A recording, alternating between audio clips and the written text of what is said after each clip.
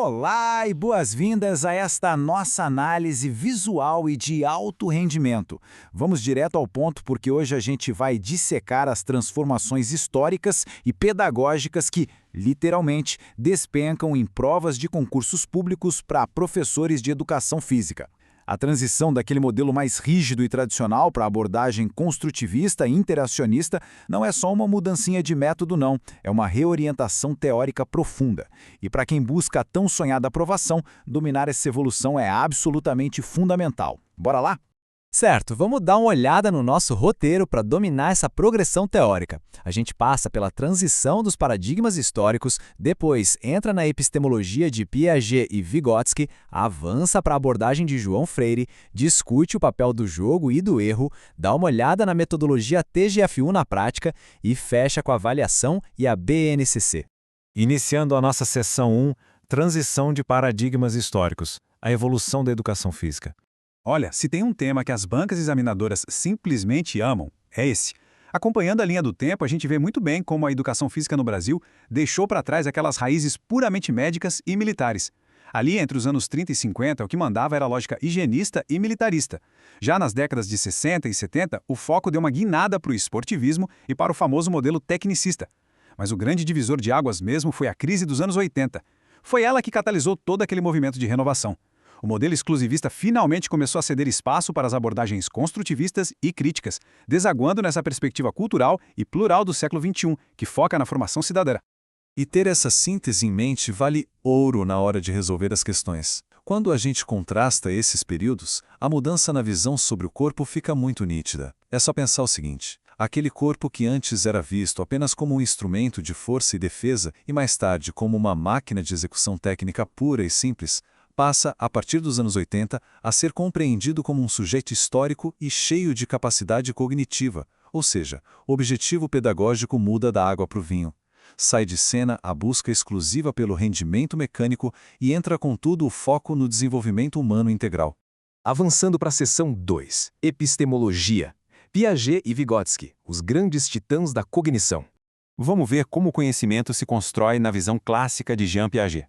Para ele, o saber nasce da ação. É uma tentativa constante de equilibrar assimilação e acomodação. Essa evolução acontece em 4 estágios muito bem definidos. O sensório-motor, que é pura exploração física da criança. O pré-operatório, que é o reino do egocentrismo, do simbolismo e do faz de conta. O operatório concreto, quando as regras começam a ser negociadas, tipo nos jogos coletivos. E, por fim, o operatório formal, que é quando a abstração e o pensamento tático ganham espaço. Nos concursos, conseguir ligar a faixa etária com a intervenção motora exata de cada um desses estágios é com certeza garantia de pontos. Agora, enquanto Piaget tem aquele foco mais voltado para o indivíduo, Vygotsky traz a indispensável dimensão sócio-interacionista. E vale a pena ficar de olho na zona de desenvolvimento proximal, a famosa ZDP. Esse é um dos conceitos mais cobrados em qualquer prova da área educacional. Basicamente, trata-se daquele espaço entre o que o aluno já consegue fazer sozinho e o que ele pode alcançar se tiver a mediação adequada. Na vivência da quadra, isso muda tudo. O papel do educador passa por uma baita transformação. Em vez de ser só aquele instrutor que dá ordens com um apito na boca, o professor vira uma espécie de andaime, oferecendo suporte essencial para que a aprendizagem role no coletivo, sempre mediada pela linguagem e pela cultura. Entrando na nossa seção 3, a abordagem de João Batista Freire, a educação de corpo inteiro. Como o próprio João Batista Freire defende, a educação física é, antes de mais nada, educação. Na teoria dele, o desenvolvimento motor atua bem na base da pirâmide do desenvolvimento humano. Antes de conseguir dominar símbolos matemáticos hiperabstratos, a criança precisa operar com objetos físicos, experimentando o próprio corpo no espaço.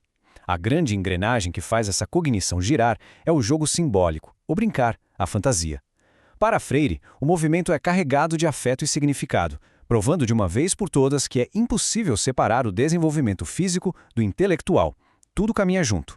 Um desdobramento muito prático dessa visão de Freire, e que as bancas adoram colocar nas provas, é a crítica fortíssima à especialização esportiva precoce. Tentar transformar crianças em mini-atletas é visto quase como uma violência ao desenvolvimento natural delas. A infância é a fase da multilateralidade. É preciso garantir uma exploração motora que seja ampla e diversificada. Só construindo esse repertório gigantesco agora é que se tem uma base sólida para qualquer escolha esportiva lá na frente. O que nos leva à seção 4, o jogo e o erro, ressignificando a prática.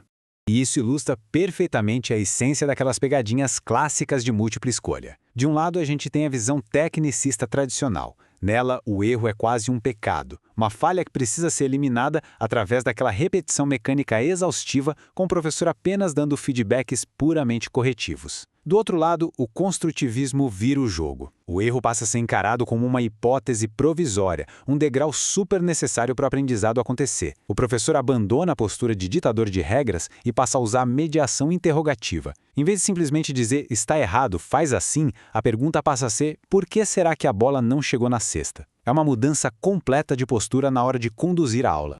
Seção 5 agora, Metodologia TGFU na prática. O ensino de jogos para compreensão.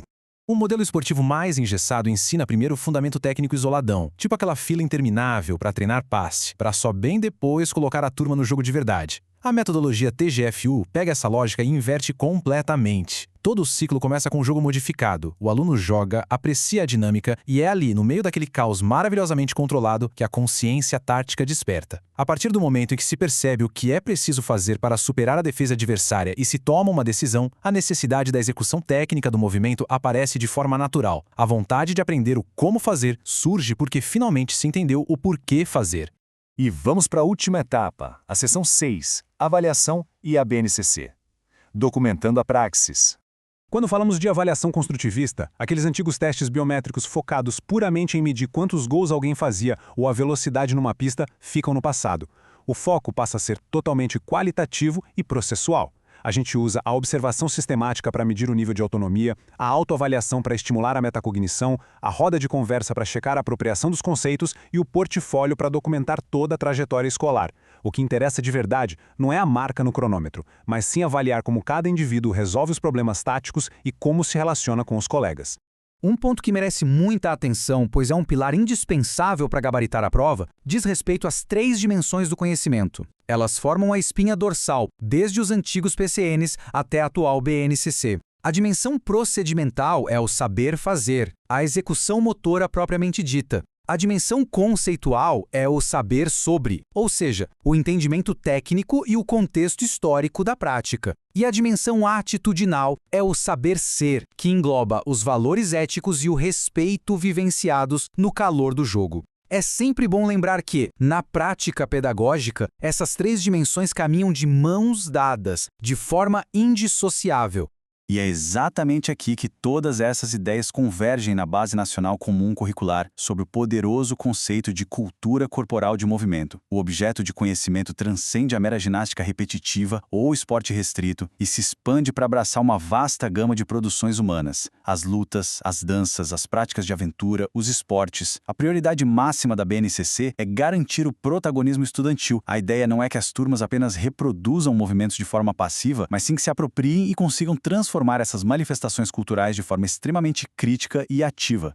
Então, o ponto crucial dessa conversa toda é que essa longa evolução, saindo lá do tecnicismo mecânico, passando pela revolução cognitiva e chegando nessa valorização gigantesca da diversidade cultural, aponta para um único norte: educar através do movimento, dando espaço para a autonomia e incentivando a resolução de problemas reais. É, no fim das contas, uma educação voltada para a emancipação. É a jornada da liberdade humana acontecendo na prática. Para fechar nossa revisão, fica a reflexão final. Como todo esse roteiro detalhado, unindo os paradigmas históricos, os alicerces cognitivos de Piaget e Vygotsky e as exigências da BNCC, vai reconfigurar o planejamento das futuras intervenções pedagógicas. Dominar essas teorias não serve apenas para marcar um X na alternativa correta do gabarito. É, na verdade, o que capacita a transformação de uma simples quadra em um laboratório genuíno de inclusão, de cultura e de pensamento crítico. Bons estudos a todos e até a próxima!